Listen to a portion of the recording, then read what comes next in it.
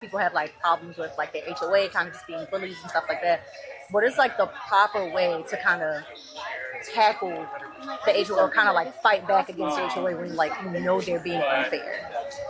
So the problem with HOAs, right, is that they're not being unfair as long as they're abiding by the terms and the rules of the HOA agreement, right? HOA, you moved in, you agreed to those terms. Yeah.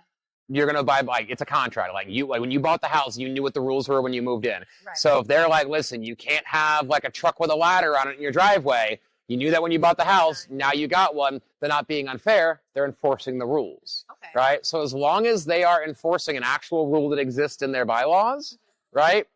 Unless you can find some way to prove that they're like not enforcing it for anybody else but only you, Okay. then you got to abide by their rules. Okay. And then past that point, you kind of just, once you find that loophole either in the contract agreement or in an actual bully situation, then you just go through with a lawyer from that point.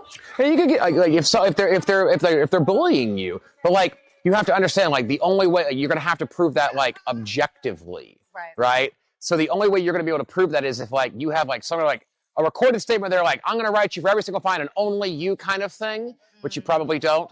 Or if there's just one rule and they're not enforcing it for anybody but you, you would have to have proof that like, well, they like every week they come out with a tape measure and measure my grass and I get a ticket for it being too high, but I went around the neighborhood and I measured 75 other yards. None of them got a ticket for it and all of their grass is higher than mine, right?